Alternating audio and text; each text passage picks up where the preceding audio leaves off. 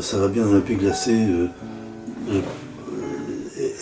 ne s'est pas arrêté. C'est-à-dire que quand j'ai apporté à Frédéric Boyer, là où j'en étais, c'était pour qu'il me dise s'il pensait que je devais continuer ou m'arrêter ou que je faisais fausse route. Et il m'a dit, mais continuez, mais en tout cas moi, ça, je le publie tout de suite. Ça va bien dans la pluie glacée. Et je ne m'y attendais pas du tout. Et donc, je lui ai donné à publier, il pensait attendre et réviser, mais le livre a continué. Et quand j'ai eu la somme, si on peut appeler ça une somme, enfin le nombre de pages ou le nombre de textes qui est réuni maintenant sous le titre de « Voilà, c'est tout », j'hésitais entre l'appeler « Ça va bien la pluie glacée 2 » ou bien reprendre « Ça va bien la pluie glacée » en début de « Voilà, c'est tout » dans un livre plus gros. Et puis on m'a expliqué ici, et à juste titre, que c'était pas une bonne idée. Et donc on a réuni, voilà, c'est tout tel que c'est maintenant, avec ce titre qui n'était pas le titre prévu, parce que je pensais l'appeler du titre de l'un des textes du livre qui s'appelle Tueuse et tuante, qui est très dur comme titre pour un livre d'ensemble. Puis à un moment donné, voilà, c'est tout, c'est imposé à moi, traverser mon horizon, et quand ça a traversé mon horizon, tout de suite, ça a pris le livre en diagonale, c'était sans discussion possible. Et donc tout ça n'est pas planifié, rien de tout ça n'est planifié, mais j'avais le sentiment d'être arrivé au bout de ce que je voulais tenter de dire, au bout de ce que mon écriture pouvait performer, et que c'était le moment d'arrêter. Et avec le sentiment qu'on a toujours, mais ça il ne faut pas faire des paris sur l'avenir, j'ai le sentiment que c'est le dernier livre. Je l'ai déjà dit plusieurs fois ça dans ma vie, donc je le redis là en sachant que c'est un peu ridicule, mais il y a plusieurs choses qui interviennent. L'un, c'est mon âge. Je suis quand même maintenant vraiment quelqu'un d'âgé, dont les forces ne vont pas en augmentant, et il n'y a pas un mot de plainte là-dedans, c'est juste un état de fait qui s'impose à moi tous les jours. J'ai le sentiment aussi d'être arrivé au bout de ce que l'écriture que j'ai mise au point à partir des 3 livres précédents, Vous m'avez fait chercher, Flirte avec elle, et Ça va bien dans la pluie glacée, j'ai vraiment mis au point, développé une nouvelle écriture pour rendre compte du moment que je traversais, du moment de ma vie et du moment de mon époque. Et tout ça n'a de sens que si j'en fais un travail d'écrivain différent de mes livres précédents. C'est-à-dire, il ne suffit pas de dire que je trouve que M. Poutine se conduit très mal en Ukraine, il faut le dire de façon originale. Pour le dire de façon originale, il faut inventer une nouvelle écriture. Une nouvelle par rapport à ce que j'ai fait, ce que j'avais fait jusqu'à présent. C'est ce que j'ai tenté, ce que représentent ces 4 livres, et notamment le dernier. Voilà, c'est tout. Puis j'aime bien les 4 syllabes. Je trouve que j'aime beaucoup. J'écris des syllabes, j'écris des sons, et il fallait que mon système sonore, mon système de phrases, mon système de placement de mots sur la page se réinvente, et que les percussions viennent de nulle part. Tout ça, encore une fois, n'est pas planifié, c'est inventé à chaque page. Et une fois chaque page écrite, ou chaque texte de ce livre écrit, je n'ai pas du tout idée, j'avais pas idée qu'il allait y en avoir un suivant. Donc c'est un peu comme ça qu'est arrivé ce livre un peu plus épais que le précédent, même nettement plus épais, qui s'appelle « Voilà, c'est tout ». On ne va pas appeler ça des chapitres, mais je ne sais pas bien comment il faut l'appeler, il est composé de plusieurs textes qui viennent, qui s'enclenchent dont le suivant vient du précédent. Comme le précédent n'a pas épuisé son énergie, il se continue et se métamorphose dans le suivant, qui est à la fois une continuation et une métamorphose. Puis dans le livre, intervient ce texte, tout étant relatif, par rapport à la totalité. La première moitié ou les premiers 2/3 sont composés de textes relativement longs, suivis d'une série de variations beaucoup plus brèves autour du thème Iris messagère des dieux.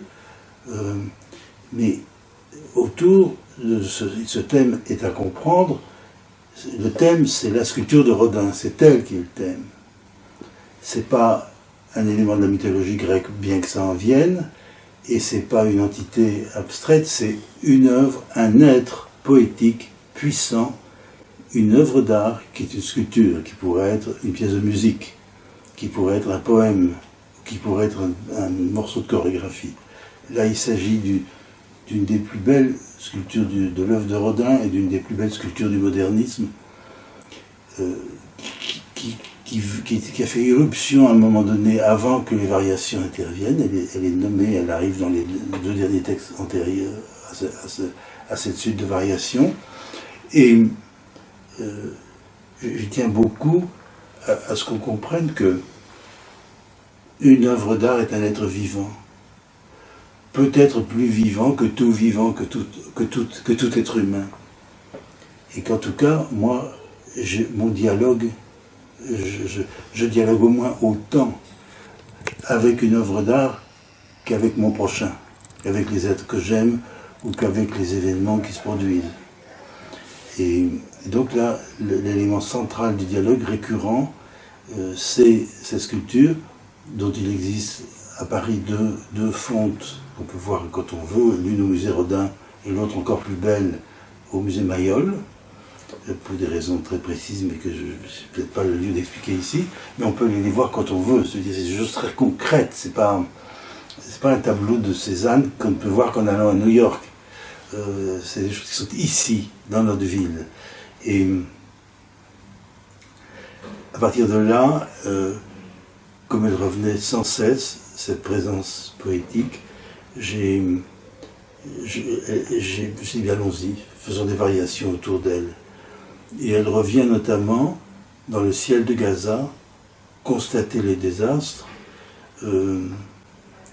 faire un état des lieux, donner quelques indications aux humains sur ce qu'ils font de très très mal, et elle repart aussi faire son rapport aux dieux, pour dire voilà ce qui se passe, voilà ce que les humains font, et aussi je signale qu'il n'y a plus d'Occident, il n'y a plus de démocratie, et il n'y a plus d'humanité que sous son jour le plus horrible.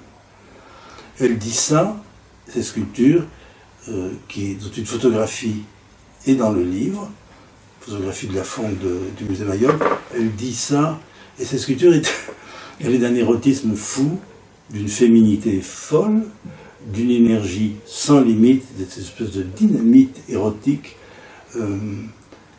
Donc elle mélangeait énormément de registres de ma vie. Ce que je voudrais dire, c'est que dans le désastre que je traverse et que dont mon écriture tente de rendre compte, qui est l'époque, qui est la fin de ma vie,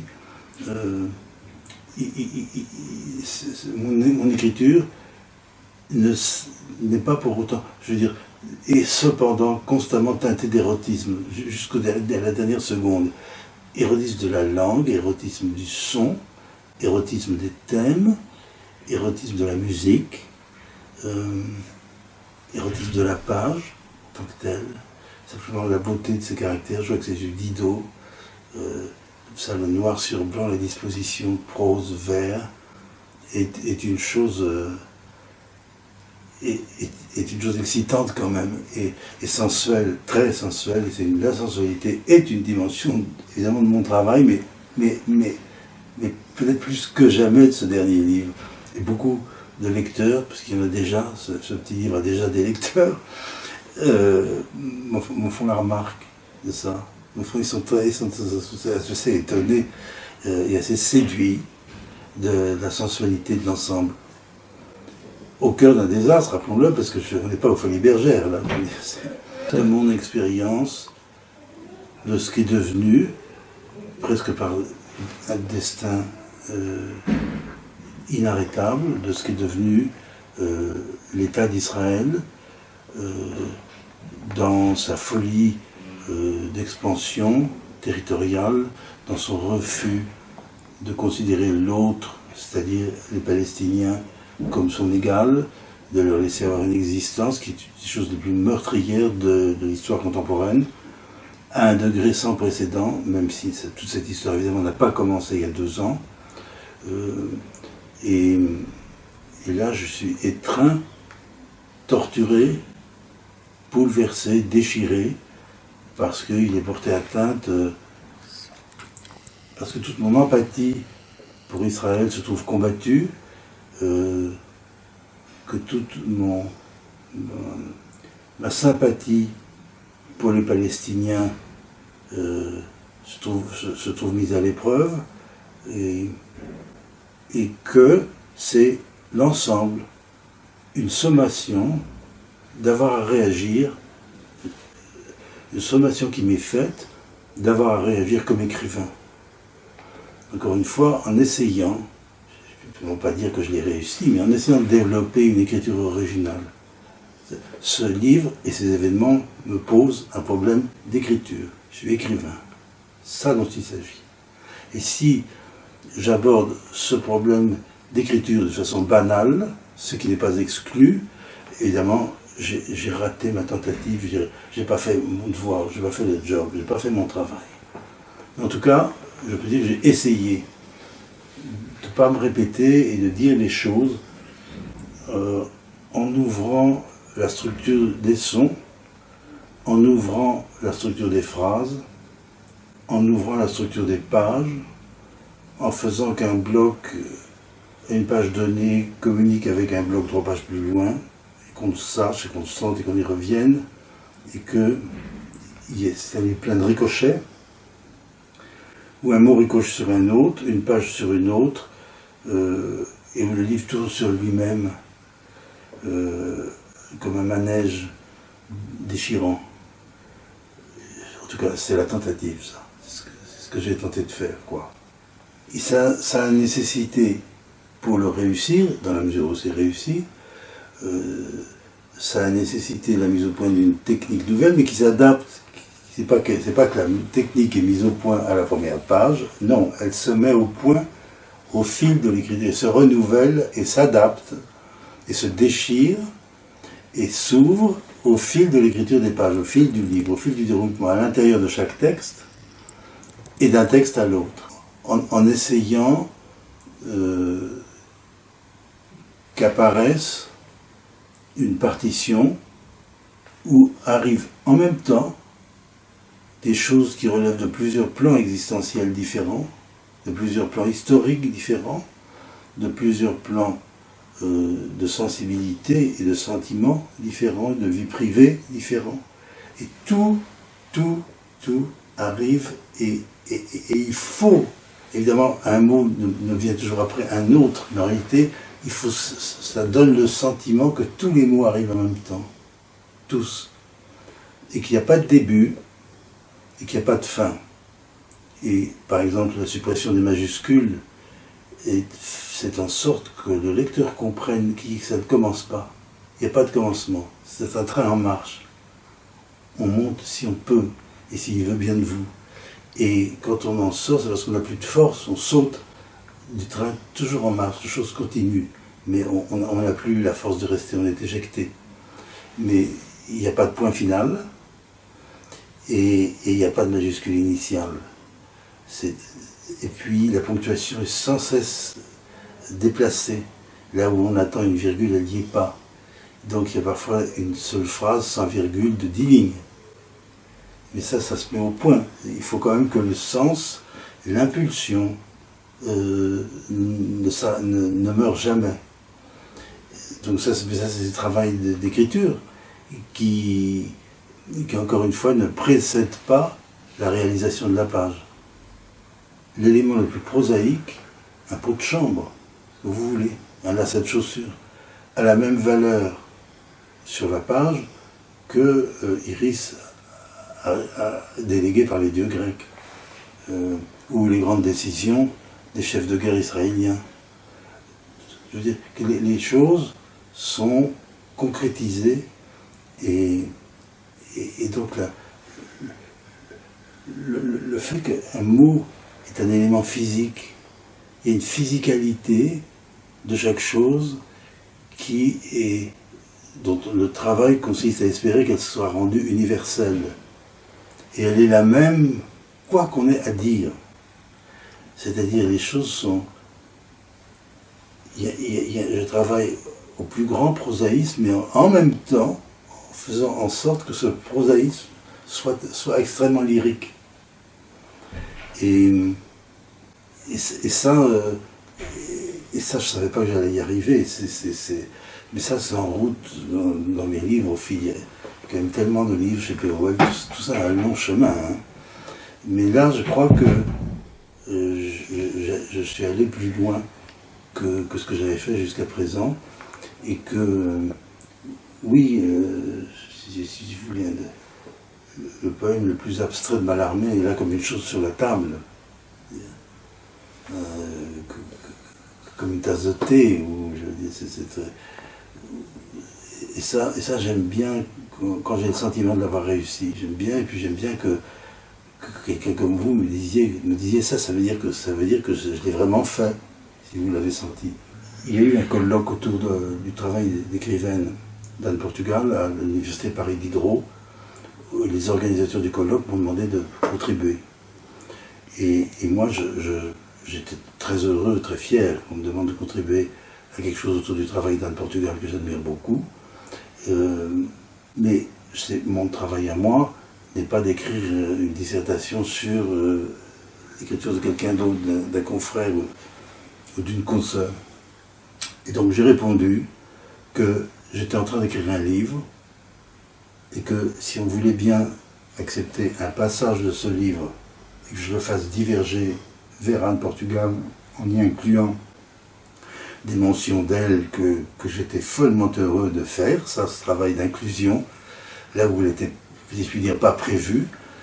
Et donc j'ai à la fois écrit un nouveau chapitre, ou une nouvelle partie, pardon, de mon livre, du livre dont nous parlons, voilà, c'est tout, et quelque chose qui pouvait être admis, mais qui est un peu étonné quand même, dans un colloque universitaire.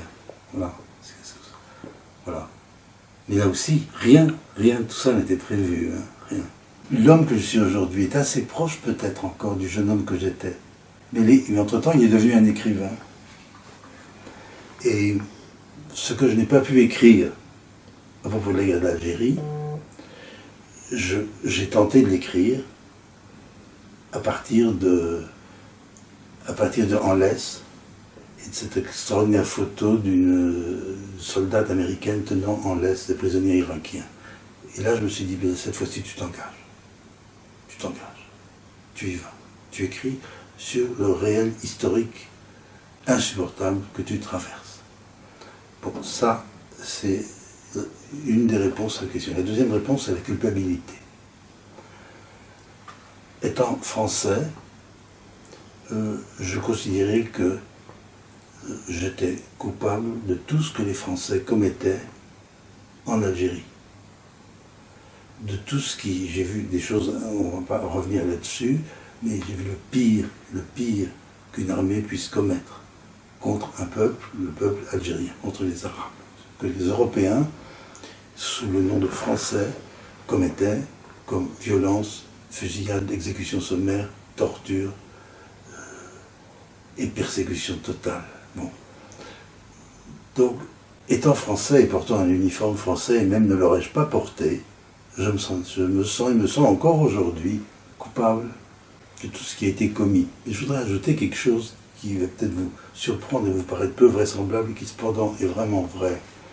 Je me sens coupable aujourd'hui de tout ce qu'Israël commet à l'égard des Palestiniens. Israël, c'est le monde occidental, et comme c'est une des émanations possibles et même réelles du monde juif, et loin d'être la seule, et comme ma culture, ce qui me constitue, est au moins autant, bien que n'étant pas du tout juif, au moins autant sémite et juif que non juif, je me sens absolument coupable également de ce qui se passe à Gaza. Voilà. D'où ces deux livres. D'où ces deux livres.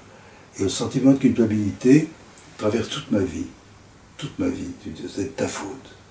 Tu n'as pas fait assez. Et aussi, si tes livres avaient la moindre force, ça ne se passerait pas comme ça. Tu n'avais qu'à écrire des livres plus beaux. Ça aurait empêché les gens de faire ces horreurs. C'est des hantises, nuit et jour, jusqu'à aujourd'hui. Là, moi, devant vous. Il y a toujours des oiseaux, beaucoup dans mon travail. Beaucoup. Et j'ai toujours eu. Son plan du vin, c'était de traverser des tourneaux. Hein, c'est un livre des tourneaux. Il y a toujours eu beaucoup. Donc là, il y en a simplement. La mort, l'arrivée dans l'univers de la mort, où la mort est étendue à l'échelle d'un peuple entier, administrée, infligée à un peuple entier, un territoire entier, et dans les ruines, l'irruption du chant d'un oiseau ou du vol d'un oiseau minuscule, comme un troglodyte par exemple, scricciolo en italien, et le côté poignant de l'immensité du désastre, du côté minuscule et éminemment intelligent et tragique d'un tout petit oiseau qui n'est pas là pour rien. Et la beauté du vol, la beauté du plumage, la beauté de la gestuelle, par rapport à l'horreur humaine. Les humains, les derniers humains, c'est pas les hommes. Dans cette scène, dans tout ce livre, c'est les oiseaux, si je puis dire. Le corps de quelqu'un contre lequel on est serré dans le métro, sans le vouloir. Et à ce moment-là, c'est quelqu'un qu'on ne connaît pas et on n'a pas envie d'être serré et on ne veut pas infliger à autrui son corps, mais on ne peut pas ne pas le faire dans le métro. Et on découvre effectivement toutes les possibilités que deux corps ont ensemble. Un corps et un autre corps, ça ne fait pas deux, ça fait une multitude de possibilités. On le sait, mais on en fait l'expérience malgré soi dans le métro. Bien, mais on ne s'attend pas à ça dans le métro, on s'attend juste à pousser, se faire une place, partir le plus vite possible. On est pour une sorte de plaisir dont on doit se retenir. Et les mots, dans une phrase, éprouvent un plaisir analogue à être serrés les uns contre les autres dans la pulsation de la phrase, dans l'impulsion, dans l'énergie intérieure de la phrase, dans le parcours. Et puis quand la phrase s'arrête, on pense que tout est fini. On pense vraiment que le monde, au bout de la phrase, ne va plus redémarrer. Et une fois que j'ai écrit une phrase, un vers, une page, c'est fini. Le monde a vécu, pour moi, le temps que j'écrive, et puis il s'arrête pour toujours. Et l'extraordinaire, dans mon cas, extraordinaire à mes yeux, c'est que ça redémarre à la phrase suivante, au bloc suivant, à la ligne suivante, à partir de tout et de rien. À partir d'un tableau de Cézanne ou d'un oiseau qui vient se poser devant la fenêtre.